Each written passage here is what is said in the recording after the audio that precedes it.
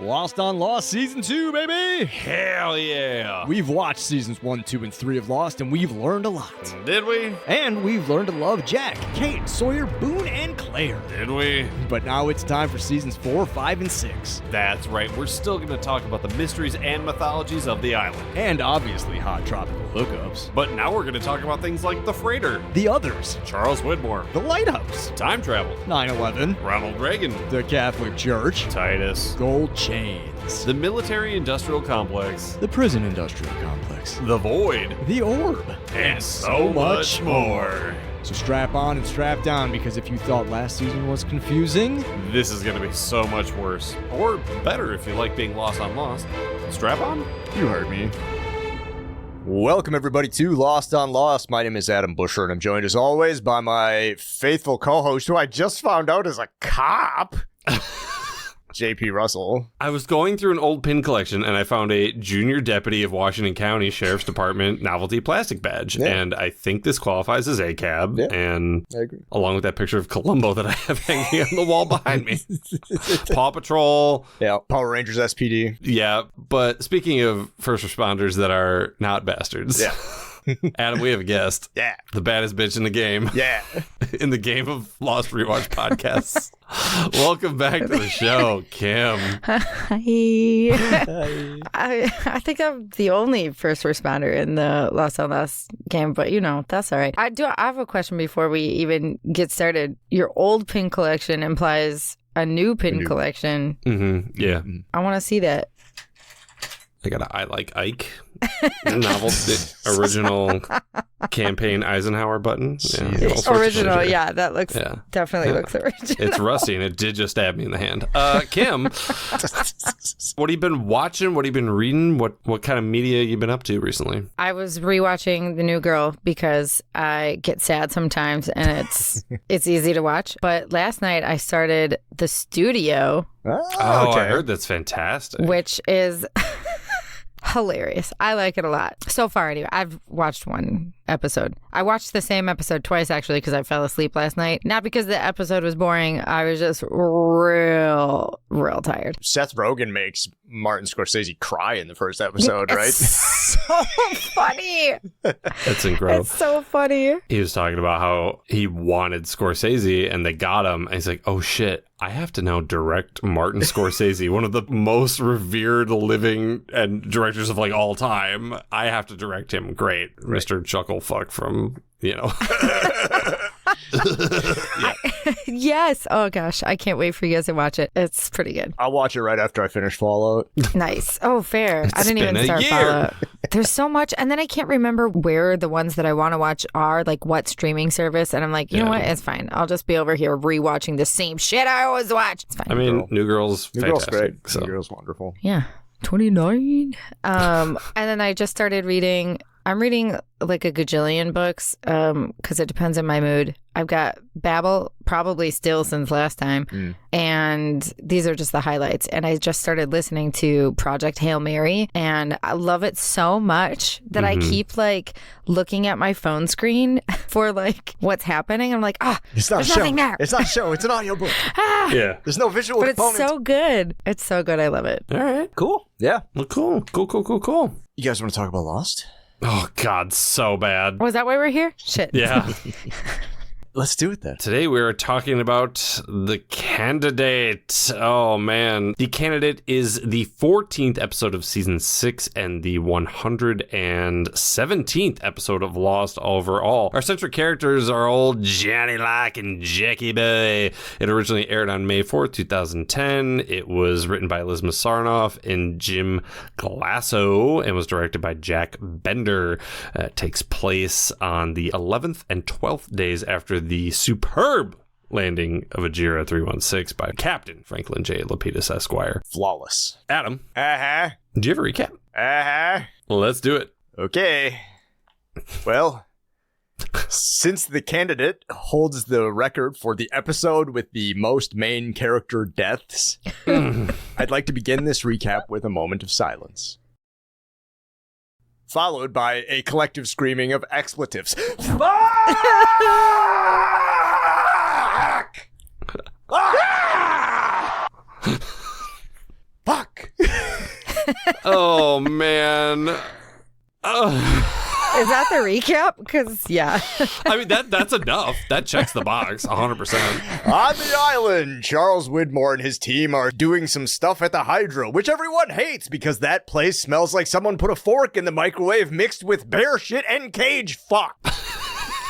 Charles and the man in black promise to kill everyone, or save everyone, or rescue everyone, or make sure no one escapes. And all that they ask is that you trust them, or don't trust them, or board the plane, or board the sub, or don't board the plane, or don't board the sub. And in an extra planar reality where Jack has Lego Man hair, but a different kind than normal, John Locke sleeps off his recent encounter with Desmond while Jack does some prying, along with a dash of meddling. The candidate, more like, can I eat these dates? They're nature's candy. It's Candy Date here on Lost. I'm losing my fucking mind. I could really go for some dates right now. Dates are so good. I have some. Bravo. Hey, Adam. Cage fuck? Yeah, first of all, cage fuck, like, that's how I only describe wine as, like, reclaimed denim and something else. Now it's forever going to be cage fuck. Oh, man. This is an episode of Lost. Show is. There's no previously on. No. Swings right into the show. Starts in Flash sideways timeline existing here in season 6. Locke wakes up to Jack's voice. T2J, 9 seconds. Jack operated on Locke after his car accident. And Oopsie-daisies. Saved his life. His dural sack ripped open, and that's Jack's specialties, fixing dural sacks. Dude, and talk about just a lot of people that got dural sack injuries, and he's like, I was expecting him to talk about, it came out like fettuccine, or like maybe he's got a different noodle analogy every time. It came out like pasta visual. Like he's workshopping different noodles. Yeah. Looked like angel hair pasta, but like not al dente like you're supposed to do. It's kind of like overcooked and really like, I took out part of your dural sack and threw it against the wall to see if it sticks. That's how you know it's good. That's it, dying. Didn't he say you got run over by a car? Point of order. You got hit by a car. He said after that car ran you down, which is even more hilarious. That super cool Scottish guy in fucking sunglasses hit you with his Greeked out fucking Beamer. Heavy car. Yeah, he's like, hey man, while I was in there rooting around, I saw your original injury, and I think whoever fixed that probably doesn't know what they're doing, and I could do a way better job. I'll fix it. We're studying new surgery, and I think you could be a candidate for this surgery. Drink. Yeah. And Locke's like, what? He's like, yeah, man, just. You can't walk, and I could get you feeling in your legs, and then you could probably start walking, or maybe start walking. I'm not making promises, right? But might improve some things. The words he used were, "I can fix you." He did say that. Gross. It's almost like they put this script together. They just cut up a bunch of old scripts and taped them together because everybody's saying stuff they all used to say all the time. I have a lot of notes like that, so thank you for confirming. Excellent. And we've all been there. I've looked at someone from across the bar and said, no, I can fix her. The last time I said that when I was at a bar, it was the Touch Tunes jukebox. Wait, you said it to the jukebox? I said it to the jukebox. I was like, You're like, I can fix here's you. $5. Just keep playing Long Tall Sally over and over and over. Nah, I put in $10 and it was a record of the Evan Fitzgerald. And that's why you're not allowed back in Wyoming. Helen comes in. Oh, man, I didn't know we were going to see Helen again. I forgot he was in love with Leela. She's great. I'm so happy. I think that's the only time we've ever seen anything cool happen to Locke off island. I was like, yeah, he ended up with Helen. That's fucking cool. That's not bad. Yeah. He's not calling the sex worker from his hotel room or motel bed or whatever. And calling her by his old fiance's name. Yeah. Katie Seagal of Futurama fame, Leela of Sons of Anarchy fame, of Married with Children fame, all kinds of stuff. She's wonderful, and it's awesome that here in the Flash Sideways, Locke and Helen are engaged. It's awesome. So it is a flash sideways. Yeah. It's like parallel. Yeah. This is parallel universe-ish. Yeah. That Right. explains Right. a lot of the other questions that I have. It's all the pieces are coming together. Not really. Kim's vacuuming in her mind palace right now. It's very sweet when Helen comes in. It's very cool. Locke declines the repair job that Dr. Jag wants to do. He's like, it's all good, man. Life is fine. Thanks. Yeah. Thanks, but no thanks. Cut to Hydra Island. Jack wakes up in a canoe to the dulcet sounds of Saeed cleaning his pistol on the beach. Oh, that's what he was doing. I have it written down. Like, what the hell was he up to? Sorry. He was jorking his peaches. Jorking it. Straight up jorking it. And by it, I mean Majongus. No, I mean, anyone who's ever stayed at my family's lake cabin has probably woken up in a canoe to me cleaning a weapon, so, you know. Yeah, but like right in the sand? Like, it's a great place to clean a gun. Yeah, like if I were going to clean my gun and I had like a research facility or a beach, I'd probably do the one that has a table. Hell, even the pontoon, like right, crawl do it in there in the with canoe. you. In the canoe, yeah. Using Jack's unconscious body as a table and just like rag on him. Hey, bud, can you hold this? Thanks. Thanks. Yeah, he's like, hey man, what's up? And he explains to him what happened before mortar attack. Mhm. Locke's group has scattered. There are a couple people here, and there are some other people over there. It's pretty quick. Head over to the cages. James, Hugo, Kate, Claire, Frank, Sun, and Jin are being escorted to the cages. By motherfucking Kyle Rittenhouse. Yeah. Fuck Seamus. I couldn't remember what his name was until I looked it up. It's Seamus. So I have him written down as generator nerd because he was the nerd who was trying to run the generator during the fork in the microwave experiment. Oh, yeah. So yeah, I said generator nerd. Yeah, so fucking Seamus says something shitty to Sawyer, and he's like, whatever, and pushes the gun into his back, and Sawyer hits him with the Uno reverse, grabs the gun, has him dead to rights, has time to like say a good Sawyer one-liner, Yeah. and then everybody's like, oh, hey, put it down or we'll shoot. It's like, he could have shot him 57 times by now. The point was to make him look like a bozo. Right. Yeah, Widmore comes out and puts Kate at gunpoint, grabs her. He's like, if you shoot him, I'll shoot her. And he's like, you're not going to kill her. If you were going to kill anybody, we'd already be dead. You're not putting us in a cage with it. And he's like, nah, I don't need her. I need you, and I'll kill her if I need to. And she's like, he's lying. I'm special, just like you guys are special. And Sawyer's like, oh, he hands over the gun. Meanwhile, the audience is like, nah, she's not special. You can take her. She smells like reclaimed denim. But like, She smells like cage fuck. yeah. But it's a little thing, but it's like, he knows that you guys have him dead to rights. He's surrounded by 15 fucking goons. Like, he was doing it to get Kyle Rittenhouse off of his fucking back. Calm down, fucking Charles. I think my favorite part of that scene is that Sawyer does this fancy disarm, and then he turns around and he lets the kid punch him. Right. Yeah. Because he could easily have just blocked it or stepped away or whatever, but he's just like, ugh. He also could have taken the mag out of the gun, thrown it in the jungle, and then given him the rifle back. Right. That would have been funny. What was the point of any of this? Yeah. Go get your rocket lock mag, nerd. Nerd. They put him in the cages and they lock the thing in, and Widmore's like, you're not gonna believe me, but I am doing this for your own good. And Sawyer's like, you're right. I don't believe you. We don't fucking believe you. On that, we agree. Big surprise. Sawyer not believing someone. Well, colossal turd Charles Widmore. The OC's Allendale. The OC's Allendale. The Lost card comes through and we cut it back to the Flash sideways. Jack goes to see Bernard at Bernard's dental practice. Bernard is a dentist and he's just working on a mold of some dude's teeth. And Jack wanders. He's like, there's nobody out front, but I heard the drill. What's up? I have some questions. And Bernard's like, I'm a dentist. Outside bones. Wait, is Bernard a dentist in the normal timeline? Yeah. Okay, because I was like, since when is this guy a doctor? I didn't realize like how disheveled Bernard's hair is on Island until we saw him here with combed hair. I was like, damn, Bernard looking real good. Right? Very put together. Yeah, very demure.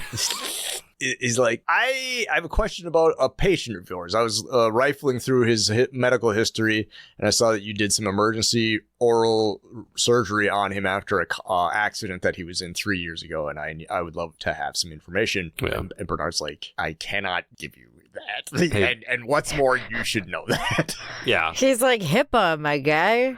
The fact that it is not two admins having this fucking conversation, Right. You know how fucking shady this is. Yeah. So Bernard's like, wait a minute, I know you. We were on the same flight together. And Jack's like, wow, we were on the same flight together. I was on the flight with this dude. Man, that's a crazy. Yeah. And then Bernard's like, you tried to fuck my wife. Okay, but like, what did he say to her? It was like the same conversation that they have in the pilot, he's just like, you know, The turbulence. turbulence You know. creeps me out. My husband takes off his wedding ring because his fingers swell. Like, it was not it was very harmless flirting, if Right. flirting at all. It was small talk. They literally just said like, hi. Yeah. It was small talk, but because Jack was doing it, there was sort of a underlying sexual connotation. Right. Whenever he sees the baggage handler, he's like, you want to take this sack? You know, it's the same sort of thing. It's gross. He says everything with a real gross tone about it. Yeah, because he's a pervert. Speaking of, when he was like, hey, can I get those files? I was like, what did dentist want? Why could he get him to sweeten the deal? And all I could think of was like a jar of teeth. That's the tooth fairy, not the dentist. Yeah. Fuck. Bernard's like, all right, I can't help you with this lot question, but there was a second guy, and maybe if you go talk to that guy who was also in the accident, maybe you can Like- find what you're looking for, which is another thing that gets said in Lost all the time. I can't help you, but somehow by like the transitive properties, you didn't know his name, but I gave you his name, so it's like kind of legal. I don't know. Yeah, it's strange. Yeah. Yeah, I don't know what it is. I know you said you liked his hair. He looks nice and put together, but I think Bernard looks like he's creeping me out in this scene. He's a creepy creeper. Is it? What is your stance on dentists? I like my dentist. Oh, okay. He talks me through it, you know? I'm just worried Bernard's For the one of audience those at guys. home, Kim did a very salacious wink. Salacious. I'm worried that Bernard's one of those guys that like, he's like, oh yeah, I do World War II reenactment. And then he goes to show you his stuff and it's all German stuff. Yeah, I was like, it's all black and red. Yeah. Bernard, you're a real history buff. Cut to the beach. Flock explains what happened to Jack and says he's going to bust out the rest of the survivors. It's like some of the people got over there, some people died. Widmore's crew grabbed everybody else. That's not all the rest of the survivors. That's not you. And they're at the Hydra station. So I'm going to go over there. I'm going to get them and I need your help. And Jack's like, why should I trust you? And he's like, because I could fucking kill you and I haven't. Right. This is a big exposition dump I kind of glazed over. Yeah.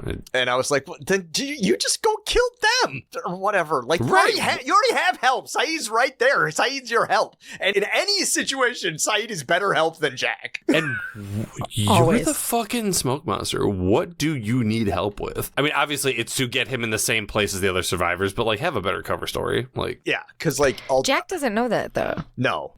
Jack doesn't know fucking anything. Jack don't know Jack. The man in black is basically trying to corral all these folks. So we know his ultimate goal is to kill everybody. So he's got to give Jack a reason to come along. So we go back over to the cages. They're just kind of like hanging out. Everybody's like, man, why does this cage smell like Sawyer's balls? Ball? He's got one? Did I miss that? I said balls. Oh.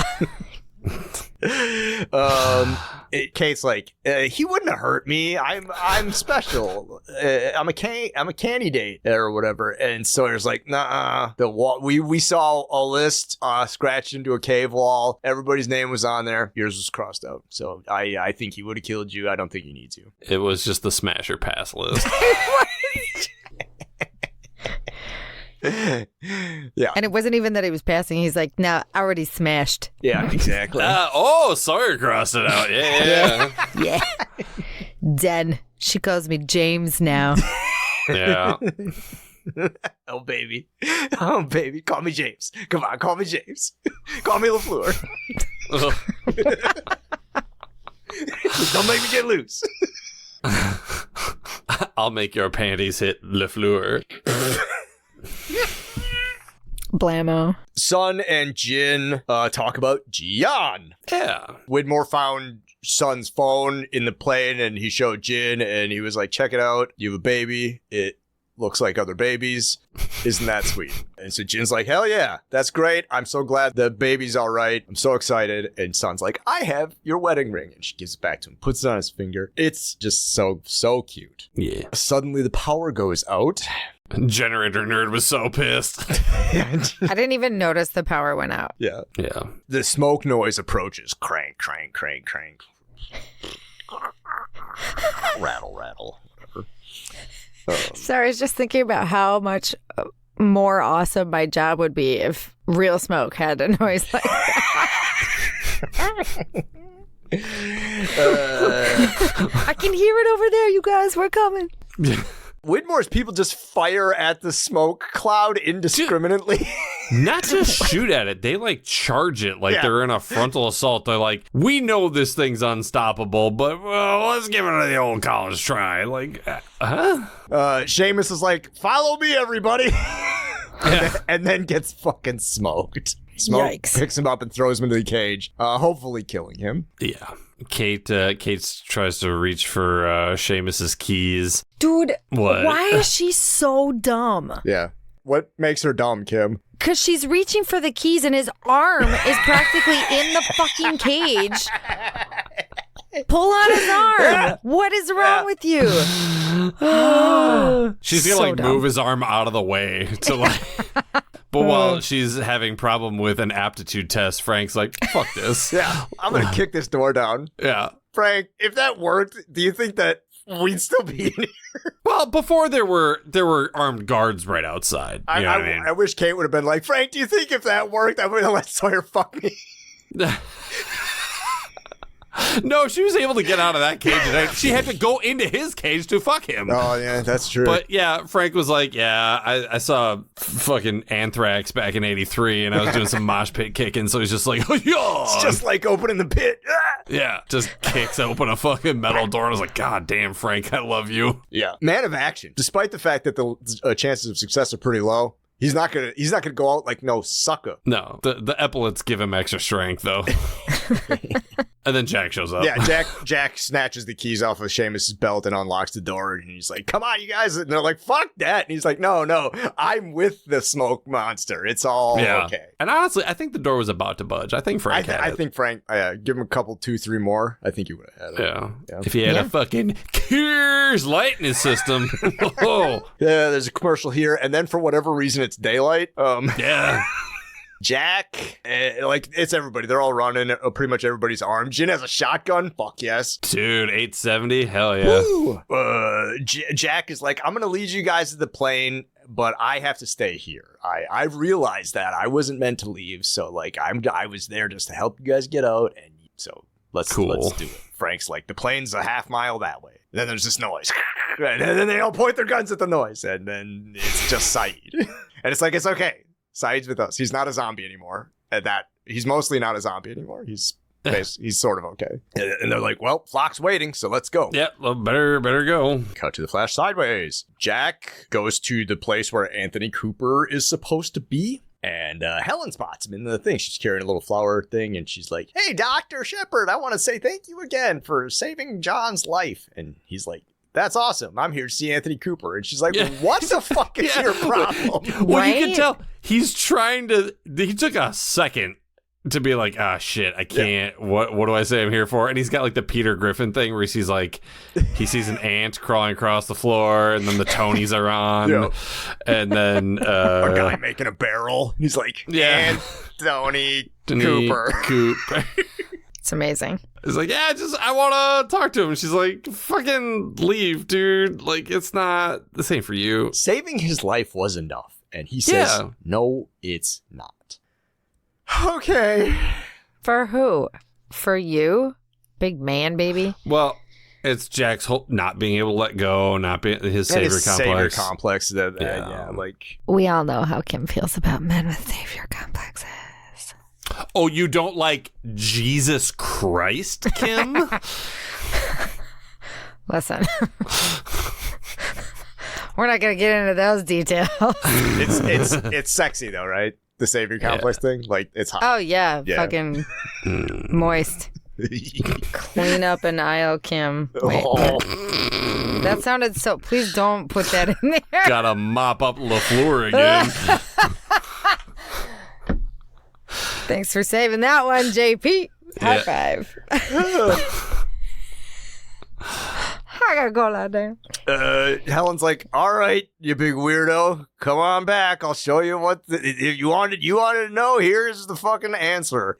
He's a vegetable. He's catatonic. Yeah. Okay, but like, what was with the reveal? The reveal was done in such a way that I was like, are we gonna know this guy? Like, is this, wait, because I forgot who the fuck Anthony Cooper is. Yeah. And it was like, it took so long to get around to it. Listen, I think we can all assume that given the location we are in, it's not gonna be good. Precisely so like, why my did point. Yeah. Why did they take so much time with that? That was weird to me. I don't know. Yeah, it was kind of a slow moment to pay off what anybody paying attention would have known. Bernard wrote Anthony Cooper on the thing. So, like, who else would we have been expecting to see? Right. And then it was him. Oh, but he's in a vegetative state. I mean, I didn't think he was going to be running a fucking marathon if he's in an old folks home. Like, right. Yeah. So far, all of the more surprising stuff about this was that Locke and Cooper have a relationship here in The Flash Sideways, and that it's nice, and it's not the horrible relationship they had in the real world. Yeah. Okay, but also, you know my love for background actors. Real quick, sorry. Mm-hmm. Oh, we love a good background actor on this fucking show. Did you notice the old lady? The old lady, when he's like when Jack is first getting into the room, or what is it, like the dining hall or whatever? Yeah. The old lady next to him just gives him like an up down and she gives him some eyebrows. She's staring at his butt the entire way, like as he's walking through, the camera's dollying, and she's just like, if I were 60 years younger. Look at that Lego hair. If he's got a savior complex, I'm going to jump all over him. Nice. They even share like a little smirk. Yeah. Oh, now I get why Bernard thought he was hitting on his wife. Yeah, because he looks like he's hitting on everybody because he's a sex pest. Yeah. Cut to the plane. Flock approaches the plane, and some dudes are like, hey, stop. And they shoot him a bunch. Bunch of stormtroopers. There's so much of Flock where if this show had more budget, more him transforming back and forth, him having some, when the time is right, physical things about him where it's like, they shoot him and it just turns into smoke, right? Like right there, like have like a T2 moment, like like the liquid metal when he gets shot with the bullets and you see those craters form on Robert Patrick, like the same thing there, like his torso like has a little smoke tornado as the bullet just whips through him. Right, yeah, that'd be cool shit, but budget. Yeah. They didn't have a big budget? Yeah, not for VFX. Yeah, not for it's all in practical stuff, and they're filming in Hawaii, so that's where all the budget went. And cast salary as well. They have the main cast of 24 at this point, and they all have gotten raises every year, so. And you know what else they had to spend some money on? Some fucking solid ass bamboo stairs. He starts walking up those stairs into the plane. I was like, they're gonna be rickety as shit. They didn't fucking move. Those are some fucking Union stairs. That's right. Holy shit. Pays to go with the Union card every time. I had a very similar thought, though. I was like, damn, those are some nice stairs. Because they got to get in and out of this airplane so frequently that they need some solid stairs. Yeah, Locke's checking it out. He's like, all right, this is my ticket out of here. And then he's like looking around. It's all disheveled. The masks went off during the perfect landing, all that stuff. So it's kind of beat up, but like it seems to be relatively airworthy. But then he sees this little dangling wire, and then he starts following it around. And then he looks in one of the overhead compartments, and damn it, looks like it's been booby trapped. some smart guy who didn't want anybody stealing this plane put a bunch of C4 in the overhead. And you should know that's not really the place of C4. You got to check that. Yeah. Oh, I had a question. piece of shit. JP, sorry. I'm just like Yes. looking down at my notes here.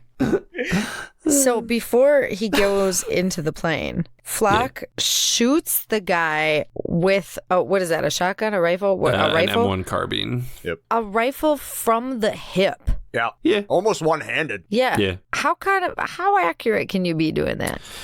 He's within 10 feet, so as long as they are lined up within your rear sight, front sight doesn't matter. That close of engagement distance, you can absolutely hit a human-sized target without aiming. This range with this caliber, even if I miss, I can't miss. You know what I mean? Dude, yeah. And before they showed the shots of like the wires and stuff too, so he shoots the guy from the hip and then takes his watch, and I was like, what a weird fucking thing to do. Fucking Indiglo, give me that bitch. I was like, that's like a dirty. Just watch, got a calculator on it. Fuck, that's sick.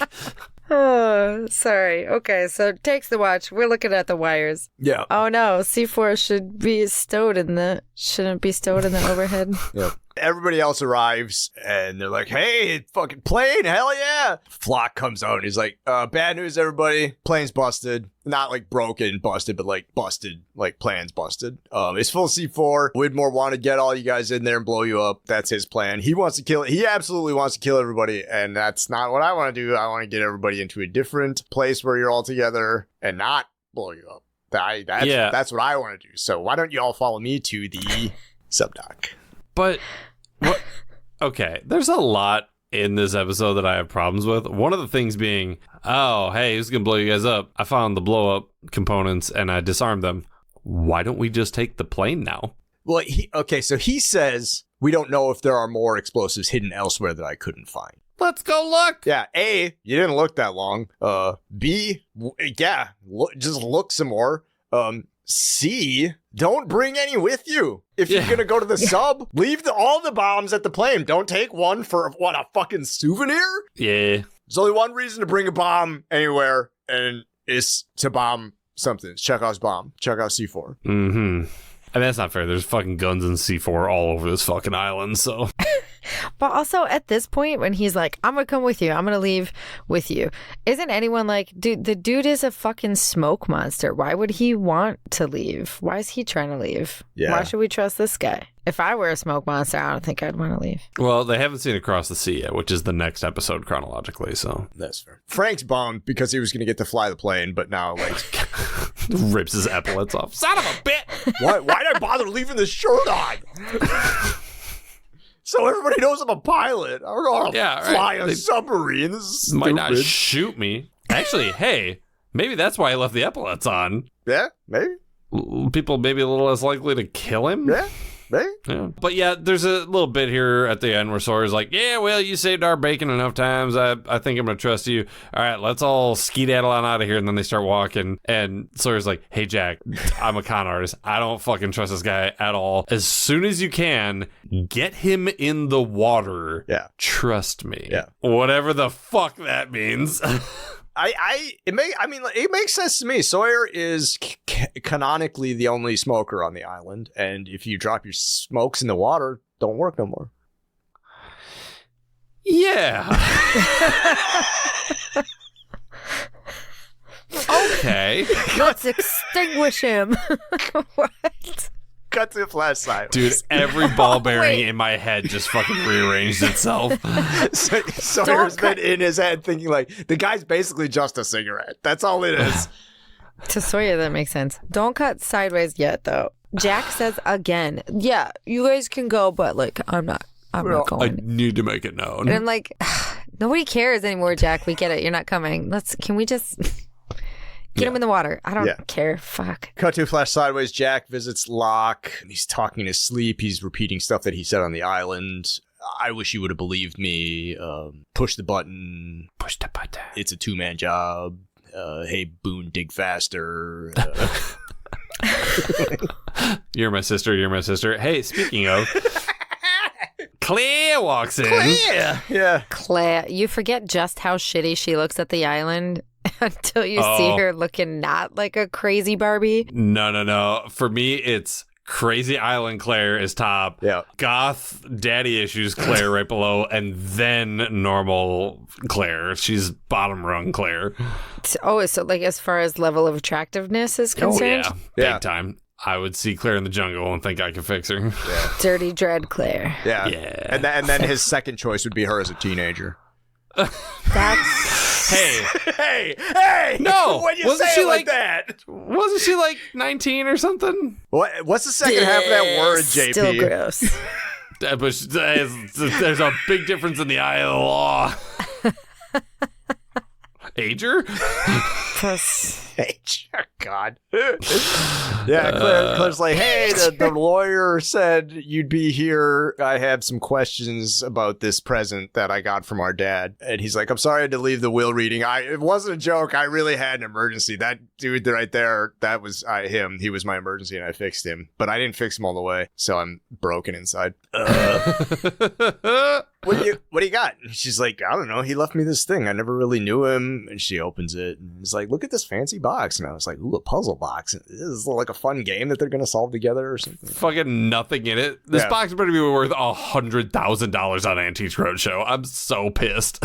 They open it and it plays the lullaby. Yeah. Catch a Falling Star. And there's a shot of them looking at the mirror in the lid. Yeah. Where it just kind of like pans across the two of their faces. Yeah.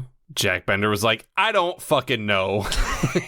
Just shoot something. Yeah. And he's like, I don't know why he gave you this box. It's pretty neat. Whatever. All right. She's like, okay, well, thanks for helping anyway. I'll check. Thanks for your help, of which he did none. Yeah. Thanks for nothing. Die. Jerk. I'm going to go back to my shitty motel now. At least you can do is offer to let me stay at your house. Hey, do you want to live at my house? No, that'd be weird. We just met. That'd be fucking... We're siblings. You're a stranger. Stranger danger. Again, why is he hitting on people without hitting on people? Fucking creep. Yeah. Come live with me. You're already pregnant. I need someone to bring in the mail. Cut to the sub doc. So yeah, the army's here. James is gonna assault the sub. He says, son, Jin, Hugo, and Frank, you're with me. The rest of y'all, wait 30 seconds and then come along. Wait 30? It's gonna take you 30 seconds to get to the sub. Yeah. Hey, folks, just for responsible gun ownership, the point of a sling is so that you can put the gun on your body without having to put it down or hand it to somebody else and then do a task. Like, I don't know, climbing a fucking ladder in a fucking submarine. They're like handing rifles off. And I was like, that's what the rope that's attached to the thing. JP, you came through. Oh, man. I also have that written down. I was like, they have fucking straps. The sling is to make the gun look cool. That is true. Frank had to hand the gun to Son to climb down the ladder, and then Son handed him the gun so that he could hand it to Sawyer so Sawyer could hand it back. You can't use the sling. It's ceremonial. It's decorative only. Yeah, exactly. Even still, we don't do that, like, as firefighters. Like, if you have the axe and you're trying to climb the ladder to the roof, you just put it in your hand along the... Never mind. Yeah, anyways. It's odd. It made me mad. Hot potato with a fucking rifle. It's fine. That leaves Kate and Jack and Claire and Saeed with Flock to cover them while they assault the sub. They get in, they get control of the sub. There's like two dudes in there. They knock one guy out and then the other guy's there. And Frank has a rifle, but like then he switches to a pistol and then they're like, all right, we're gonna steal the sub. Cover him. I got it. It's an eternity goes by, or 30 seconds, and so the rest of the crew starts running over to the fucking just thing. And they head over there, and so like everybody's piling in, whatever, and then Claire's about to climb in. Nah, Claire was Rambo first. Oh well, yeah, and then like Jack is like, all right, I'll check you guys later. I'm staying here. And Locke's like, are you sure you want to come along? Come with me in the submarine. He's like, I'm not leaving. And neither are you. Poosh. And shoves him off the dock into the water. Splash. Poosh. That was a moment where I was like, man, it would have been cool if he like started to fall backwards into the water and then he turned into smoke, you know? Like, but then, he's just wet. Yeah, just in there. And then, then some Widmore goons come out of the tree line and start blasting. And and Kate gets hit. Yeah, Claire starts returning fire. Jack starts returning fire, like with his rifle. And then, like, he's got 2 bullets, so he switches to a pistol with just a bullet in it. He takes like 3 shots. Yeah. And then all of his weapons are empty. Saeed's firing off. There's a goon up in a tree, like... Yeah, they're like firing from hidden places, and Jack and Saeed are just like standing out in the middle of nowhere, shooting at nothing. Then the Widmore goons start just running out for no reason. Maybe they were out of ammo too. Yeah. They're just gonna get a fist fight. Claire is behind a barrel, which is made out of metal. Which is sheet good metal. at least. But Saeed's just behind like a wooden box, which just like gets bullet holes in it that are in front of him. It's like the picnic table when Sawyer... Exactly. Yeah. It's that all over again. Maybe it's a crate full of like anvils or something. But then Flock jumps up there and Flock kind just of climbs cleans out up of the the rest of water and he just kills starts everybody. He shooting grabs dudes. some guns and just starts blasting, blast. Kate gets thrown into the sub by somebody. And then they're like, they're closing up shop and they're like, who's still up there? He's like, oh yeah, Claire. Yeah, he like waits. He tries to wait for her, but then he sees Flock. Oddly enough, just pushing him off the dock didn't work. Yeah. Weird. So like if he waits for Claire, Flock's gonna get in too. So he chooses to leave Claire. He was probably thinking, well, she survived an entire building explosion. She's probably fine. Yeah. My wannabe girlfriend, the only reason she came here was to rescue her. I'm sure this won't piss her off at all. So they're down there. Oh, Jack carried. Look, you can't carry a rifle into a submarine, but you can carry a whole ass person down a ladder. Yeah. So Jack doesn't want to be on the sub, but he's down there, and they leave. They're like, Sawyer's like, we're getting the fuck out of here. She's like, she's been shot. Hugo, give me a first aid kit. First aid kit's gone, dude. I got a old grody shirt in my bag. Why? Hand me that. He goes, there might be a shirt in there I can use for pressure. First of all, there might be a shirt in there? What? Is there a special shirt that you use for pressure? You're also wearing a shirt if you're just going to use a shirt. Like That's what I said in my notes. I was like, yeah, every single person is wearing a shirt. Son is wearing 2. Yeah. What? You can't use literally anything else. Also, his bag's pretty bulky. Like, if a shirt's What not is in there, in there? what's in there? Your fucking your action figures and like. I'll tell you what's in there. Big old brick of C4. Cream cheese. Yeah, it turns out. I don't know if you guys caught it earlier before they assaulted, but like Locke very clearly switched backpacks with him. Yeah. So yeah. I actually didn't catch it. The thing that I caught was how weirdly, like, why it was so weird that Jack put his backpack on, like why he even took it off in the first place, and then that Locke was carrying the other backpack really strangely. I was like, what's going on here? Yeah, Flock pulled the old switcheroo, and so Saeed's like, is the shirt under this bomb? It's a bomb. It's got a timer on it. With the watch, I finally got the watch. Yeah, the watch. It's only got like 4 minutes on it, or 3.5 minutes, or 3:45, depending on which. Like the clock on it is all. That was another continuity thing. The timer was always screwed up. It was never correct. There's a commercial, and we're still in the sub. Saeed and James prepare to disarm the bomb. Saeed's like, I don't know if you guys know this, but I was in the Republican Guard. And I was an interrogator, and this is how you disarm a bomb. It's the same shit with... Now, granted, he is good with electronics. Yeah. I'll give him that. Yeah. But it's the same thing. Desmond is like, I know enough about bomb juice, you know? Like. Also, there's no way they were diving for 5 minutes already. Like, just go back up. That submarine is apparently... Like, the island sits over the Mariana Trench. Because, like, once all this starts to go... pop off, they are just diving for hundreds and hundreds of feet. Yeah, the floor of this like little lagoon outside of the barracks, is thousands of feet deep. It's like like you can't see the floor in the outside shots. It's just like amorphous and like whatever. Yeah. But yeah, they're diving, and so that's why they can't just like open the hatch and throw the bomb out. So like Saeed's like, if I pull out the wires simultaneously, it'll deactivate the bomb probably. Maybe. And Jack's like, you know what? Don't bother. We're gonna be all right. I think. Let me cook here. I think that he can't kill us. That's why he hasn't. He's got rules that he has to adhere to, and so he's trying to get us to kill each other. So if you accidentally set off the bomb and kill us, technically he didn't kill us. You did. So I think we're gonna be fine. Just leave it. And Sawyer's like, that's fucking stupid. And he unplugs it. So many reasons.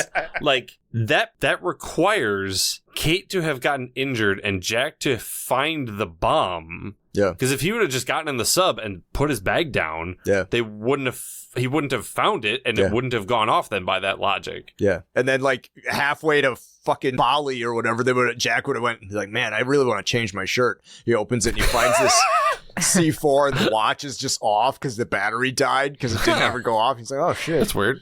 Yeah. Also, if that's Flock's plan, why not just let them leave in the plane? Jack would have been the only one left. Oh, yeah. He can find another way to kill Jack. Just let the fucking plane blow up. Right. Like, what's this obsession with killing them all at the same time? Pick them off one by one. That seems way easier. You've had most of them by themselves at some point since they've all gotten back to 2007. Right. You could have let all the goons then just go and shoot Jack. Yeah. Shoot Sawyer. Yeah, I'll let you live. Yeah. Hey, Seamus. Shoot Saeed. Hey, Safari Liz Lemon, kill Desmond. Yeah. Safari Liz Lemon, I forgot about her. Hey, Brom, I don't remember whose team you're on, but kill Ben. Yeah, it's that simple. I'll give you all millions of dollars. I'm the richest man alive. Millions of dollars, as if they have any use for that. Also, could I tell you that I went on a very long rabbit hole because I heard Saeed use the phrase jury rigged, and I was like, it's jury? I always thought it was Jerry. So I had to go look it up. And it's gerrymandering. It is. I mean, kind of. Yeah. Lord. So the bomb stops temporarily, but then the timer starts going faster. The bomb's like, psych. Yeah. Just kidding. Saeed's like, all right, well, fuck. Well, check it out, man. No. Half mile inland, there's a well. And in the well, there's a Scotsman. You're going to need him. Grab him. Because Flock wants him dead. And if that's the case, then you're going to need him. And Jack's like, what are you talking about, man? And Saeed's like, you need to know this because it's going to be you. And he grabs the bomb and runs down the hallway. Gets about 2 compartments away. And the bomb goes off. Presumably killing him. He's fine. Walk it off. Blasts a hole in the submarine. The boat starts taking on water. That's the end of Saeed, huh? I remember a long, long time ago you saying, I hope Saeed doesn't get done dirty.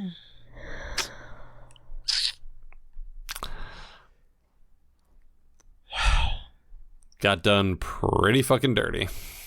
Like, he went out saving his friends, which is nice to see that he somehow got some of his soul or humanity back after the deep fryer. But, man, fine. I know, like, not everyone gets a ceremonious death, but this is TV. You know what I mean? Right. And I mean, it's you know, what greater sacrifice can you make than to give your life for your loved ones or whatever? You know, that's a soldier's death, I suppose. It's like very much falling on the grenade and Saeed's a soldier at the end of the day. It still sucks. Not for me, baby. I ain't fucking doing that shit. Well, I mean, it's like that in a romantic sense, not like in a practical sense. No, in a practical sense, the best thing you can do is go home to your family. Yeah, this is that hero complex again. Right. But so, like, I mean, yeah, it's a capital R romantic soldier's death. He was a soldier, and it's still lame. Yeah. So then the place starts to fill up with water, and like, I couldn't tell if Frank got killed too. Frank got hit by the door, and we don't see what happens to Frank. Yeah. Okay. He's fine. Is he? Yeah. Somebody's got to fly the plane. Yeah. Oh. I don't know. Oh, I don't remember that, but it's fine. So the explosion not only blows a hole in the submarine, but it also blows a hole in my heart. It also fucks up a bunch of stuff inside the submarine. Stuff gets tipped over by the water and by the, I'm assuming, concussion from the explosion. And Sun has been pinned under a piece of equipment. Yeah, why they got a refrigerator down there? Yeah, that's kind of what it looks like. It's a Maytag. It weighs a ton. She's pinned, and Jin's like, Sawyer, help me. Help? Help me. Anyone? And Sawyer's like, absolutely. Jin, you're my guy. And he runs over there. Jack gives Kate to Hurley. He's like, yes, take Kate out of the hole. Take this little emergency air tank. Get her out of the sub. I would do it, but I'm going to help them get Sun out. Hugo's like, we gotta save Saeed. And he's like, there is no Saeed. There is no Saeed, yeah. And Hugo just kind of eats that, and he's like, I will deal with that later. He grabs Kate and the bottle and starts swimming. Jack and Sawyer and Jin start working the fridge, and they get the fridge off of Sun. Hell yes. Great. Step 1, complete. Yeah. Turns out she's also pinned under some sort of girder or pipe. Which, like, I don't get the physics of that. Like, where did it come? What is it stuck on elsewhere? Yeah. This is another Kate grab the arm situation. Like, I do not understand. And maybe this is like, sorry, we're going to totally derail here. But full stop. Like, I think everybody should be trained in CPR. Sure. Maybe everybody should be trained in forcible entry, because how are you not using simple tools to get, like, this is a Jack and Kate on the door situation. There is room. Right. Figure this out. Use another bar to pry it. Apparently, they're everywhere.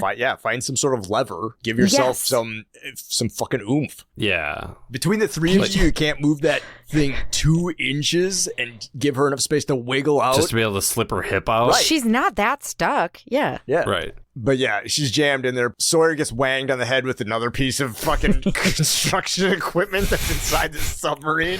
This submarine is angry.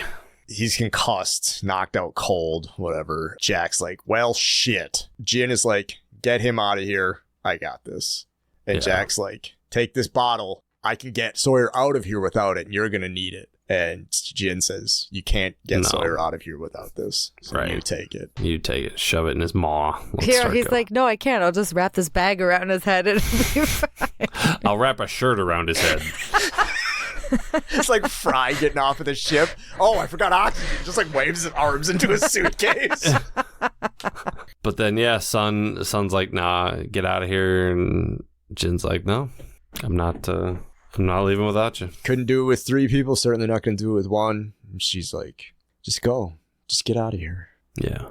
And he says, I'm not leaving. I will never leave you again.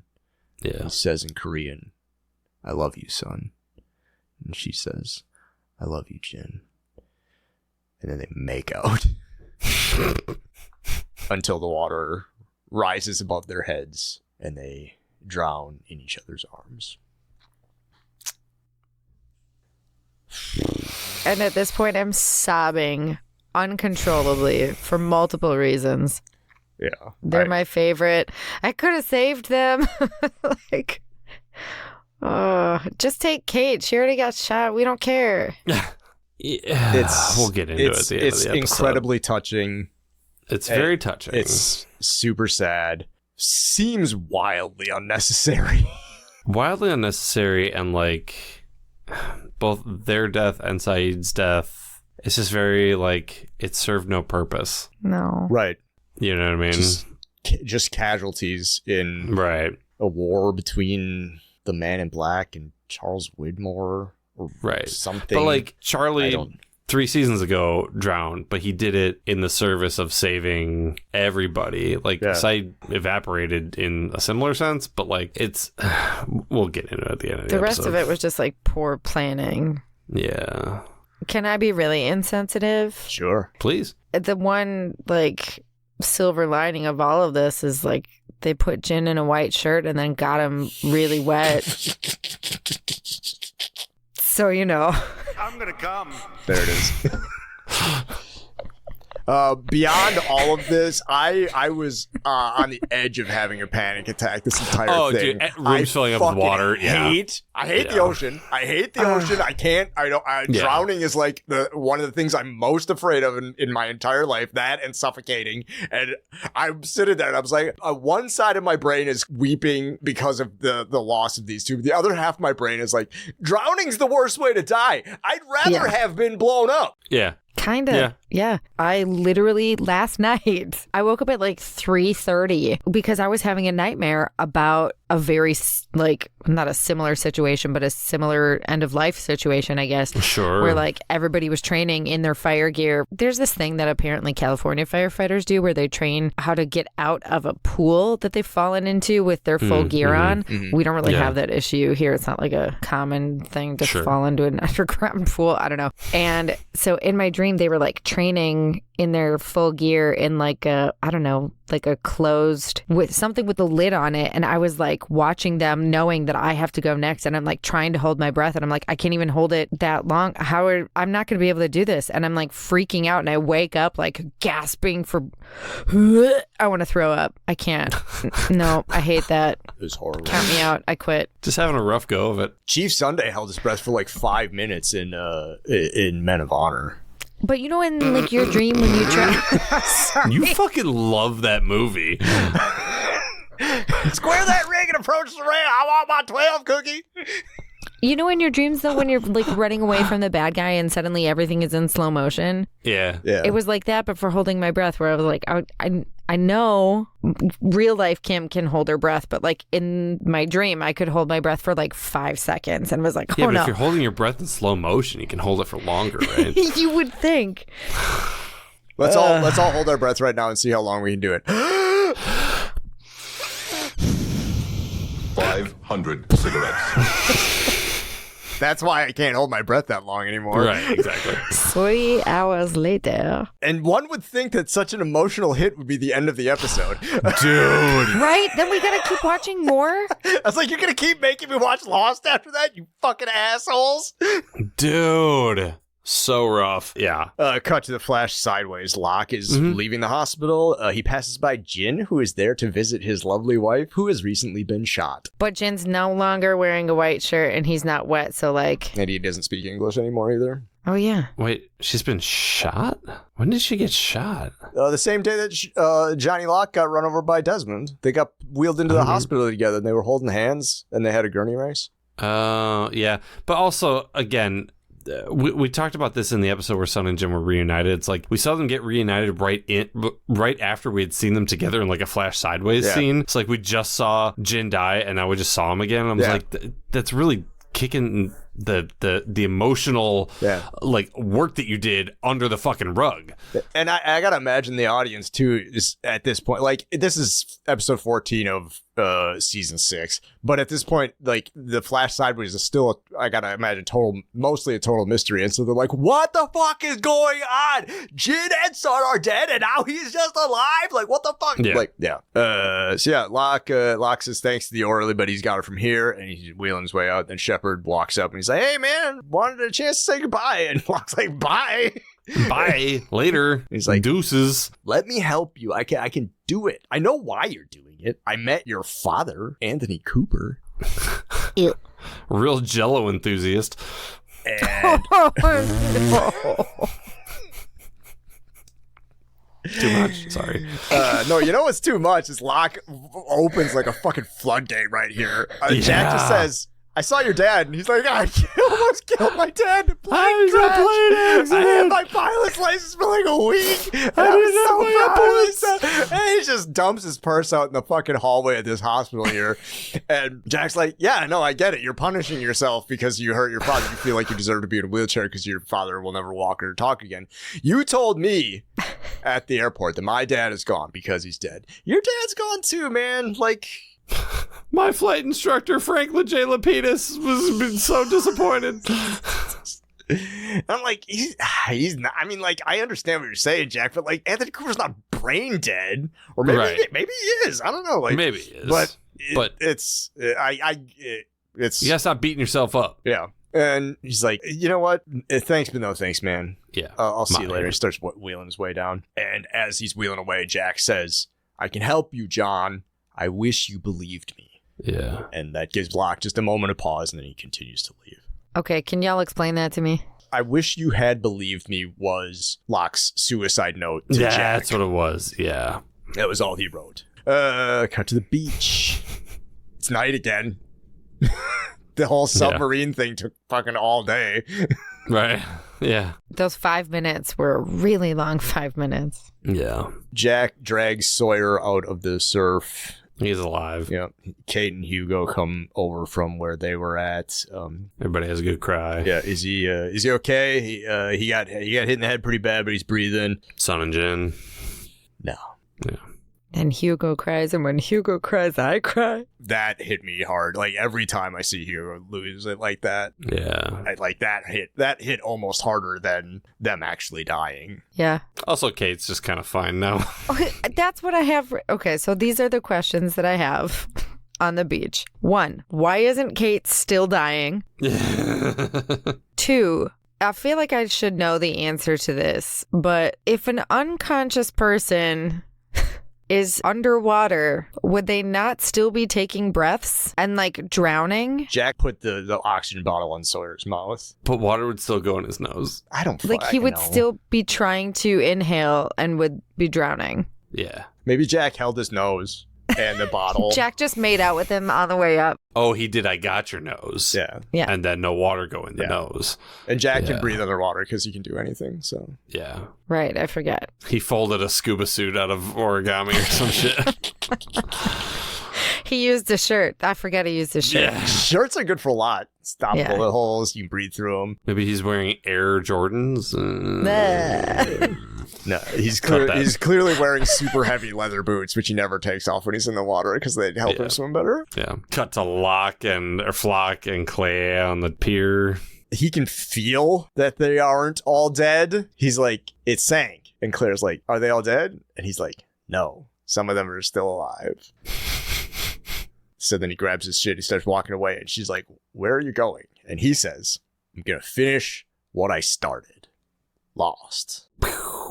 Does he want to kill Claire, though, right? No, she's not one of the candidates. Oh. And I bet you everybody at home is like, what is he talking about? Finish what I started.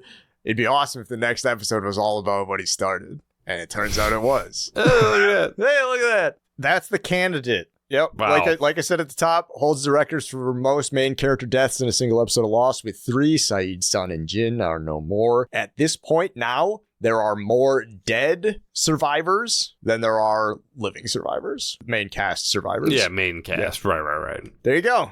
Okay. Did we like it? Was it good? That's what we're here to talk about. You can like something that sucks. You can hate something that rules. Kim, start us off. What did you think about The Candidate?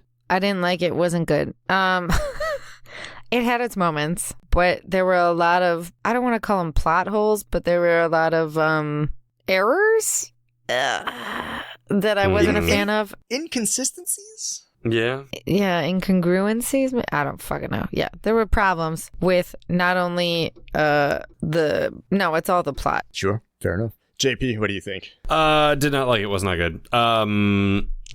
Lots of plot holes. Did not care how some of our favorite friends were very unceremoniously killed, and like what a tragic end for Sun and Jin. But also like you could take 2 lesser characters and put them in that same scenario. Like the idea of 2 people like one person choosing to drown with someone, like with that music, like it's kind of cheap. Like it is going to garner an emotional response because there's something intrinsically human that we all understand about that moment. But like the moment was very much shoehorned to the audience. Like there's so much plot hole logic that has to get us to the bomb going off that I was like, oh, and then we just need to get rid of 3 main characters. So we're just going to literally explode them all really quick. And it felt really bad.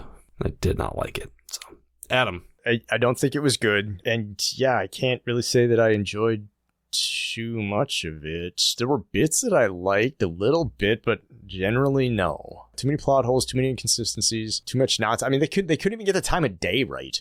Like, Right. There was straight up daytime in the middle of the scene when it was just the dead of night. And they couldn't even get the timeline of the episode correct. Right. And Sun and Jin die for no reason. Saeed at least saves some lives. Still sucked. Yeah. Yeah. This episode's dumb. Yeah. And it's a bummer on top of it. Yeah, on top of that, it made me feel sad. Yeah. So. This episode is bad and you should feel bad. Yeah. Let's try and get something good out of this, though. Sure. Let's hand out some awards, shall we? Yeah. The Lost MVP. Hey, the vibes may be abysmal, but we got to hand out a gold star to somebody. Vibes are in shambles. Yeah. So, Kim, who is your Lost MVP of the candidates? I guess Saeed. Like, I don't. Sure. I feel like you gotta give it to him. That's about all I got. Yeah. The stairs on the plane. Fucking solid. Not bad. Yeah. Yeah, sure. JP?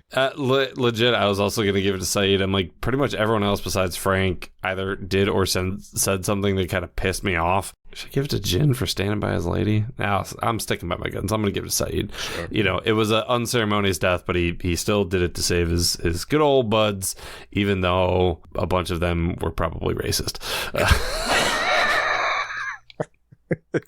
They still are, but they used to be too. Yeah, exactly. Adam. Oh, shit. Yeah. Helen? Oh. Yeah. Okay. I like that. Sure. For nothing else than she was the only thing in the show that didn't make me sad once. Yeah. And she stood by her hubby after he was physically disabled, which you'd say, sure, duh, but some people are real pieces of shit. Let's go into Lost Forever. Is who King Suck a Shit Mountain? Who's your least favorite? Kim, please tell us who's your Lost Forever. I don't know. Everyone is lost forever at this point. You know what's lost forever? My will to watch the rest of this fucking show. Yeah, it's rough. It's fucking rough right now. You killed the best ones off. Yeah. Imagine getting to this point and then knowing there are only 3 episodes left and being like, you know what? Fuck it. You finally lost me. Yeah. DNF. DNF. So everyone, your will to your desire to keep watching. My desire to keep watching this show. Sure. JP, what do you think? Who's lost forever? Flock. Sure. In the episode where he killed Jacob, you know, he did the whole like bamboozle thing where it's like, oh, I knocked over this pillar and then that knocked over your ring of salt and then I was able to kill you, right? Like, he understands how to bend the rules. Yeah. So he could be like, oh, well, I shook this tree and a coconut fell out and the coconut killed you. Like, the rules thing is very loosey-goosey for him to be like, well, no, I gotta disarm the bomb to put the bomb someplace else, and then they have to find the bomb, but then they have to try to disarm the bomb. Like, it's so fucking convoluted. It feels like a James Bond villain. Yeah. And I did not enjoy any of that. Yeah. Nothing he does feels like a plan. It feels like a series of coincidences. Right. There you go. And that's real dumb. Adam. Seamus.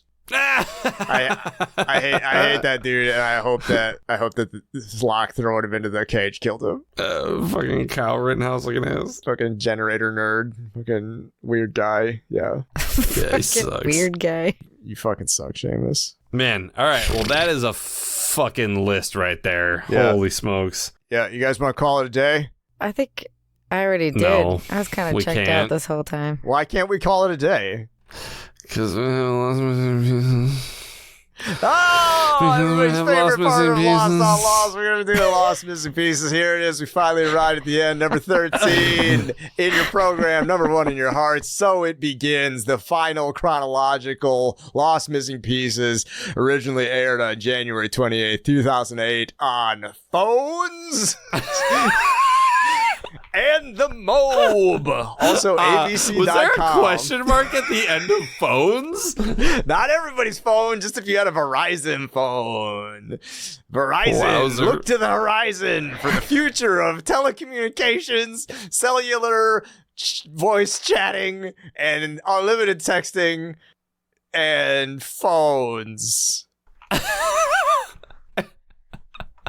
This is my first missing piece. So It Begins was written by Drew Goddard and Jack Bender, and our central characters are Jack, Christian, and Vincent. It is like 3 minutes long. And 2 of those minutes are shit we've already seen. Two of those minutes are shit from the pilot. It's basically a point of view of Vincent after the plane crash until he gets called over to the tree line by Christian Shepherd and tells him to go wake up his son. Oh, excuse me. Yeah. And he's over in the bamboo forest and he's got work to do. And then the dog goes over there and wakes up Jack, and Jack's eye opens up, and then the pilot begins, and so it begins. Well, no, Jack he wakes did, up. though. Jack. Yeah. Oh, right. Jack, No, Jack just wakes own. up and then he hears it. Yeah, Jack was already awake. Yeah. Cool. Yeah. Wow. Wow. Do you guys have anything you want to say about the... I had no idea what this was. This is my first missing piece, so I didn't know what you even wanted me to say about it. So I went on a little blip about how come he's wearing sneakers with the suit, and did Jack pick those out? And maybe we all need to do that for our loved ones who pass, is give them sneakers so they can... That's all I have. And I was thinking that Patton Oswalt bit whenever you see a guy in suits and sneakers. It was like, you're talking about Phil Collins, no jacket required. He's wearing sneakers with a suit. He's pretty punk rock, man. He's pretty punk rock.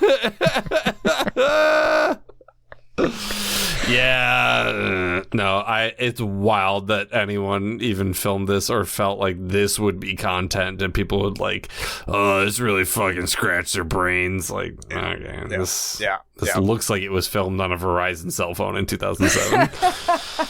Yeah. The inclusion of the missing pieces was basically just a pretense to get to talk about Jin throws a temper tantrum on the golf course, and we did that a while ago. Yeah, I mean, it was worth it. Don't get me wrong. That's still one of the best pieces of Lost media we have ingested. Absolutely. It's better than some episodes of the show. for sure. Yes.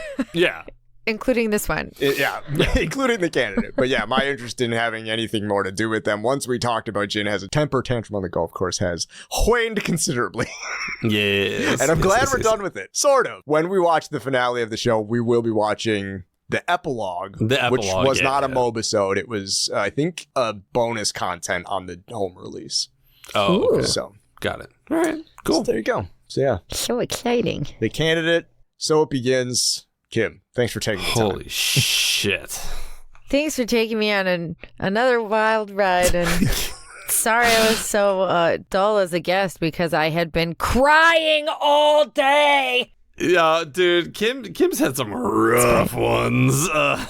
Yeah. I mean, we brought you back for this one because it's sort of the culmination of Sun and Jin's storyline, and you've been with us for so much Sun and Jin stuff, so we thought it was only fitting. I do appreciate that, despite the fact that it did end up kind of sucking. Do you have anything you want to plug besides the hole in the sub? Oh no. Okay.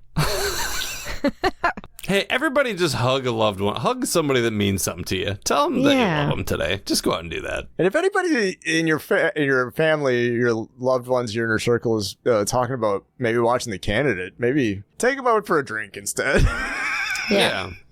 Yeah, don't watch it. Yeah. JP, what are we watching next time? Oh, man. Fucking great question. If you're looking to be lost with us, next time we're going to be watching Season 6, Episode 4, The Substitute, starring, what was the guy from the Substitute movies?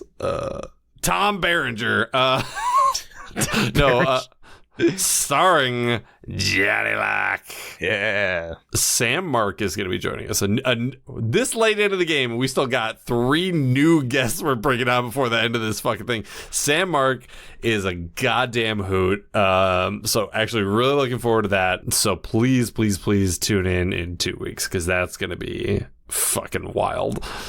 Yeah. Looking forward to it. Another Season 6 episode. Yeah. Sweet.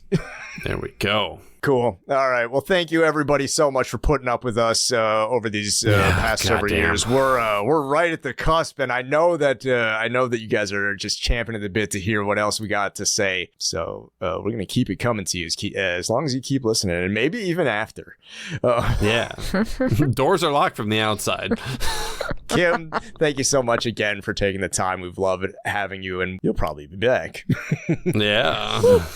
Thank you, JP, for all of your continued efforts. Efforts is a stretch. And thank you out there for everyone for tuning in to another episode of Lost on Lost. I'm Adam. I'm JP. Do you have any idea what is going on this show? No, but I'm sad. Yeah. This episode hurt my feeling.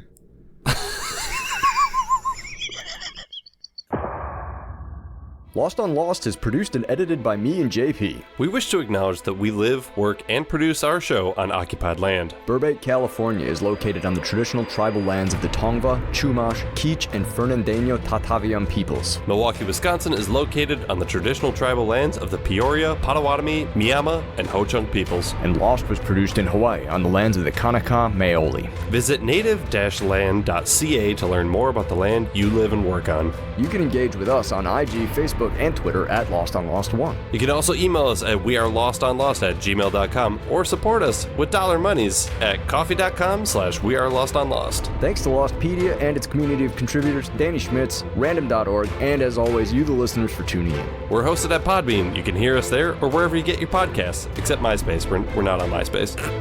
Yet.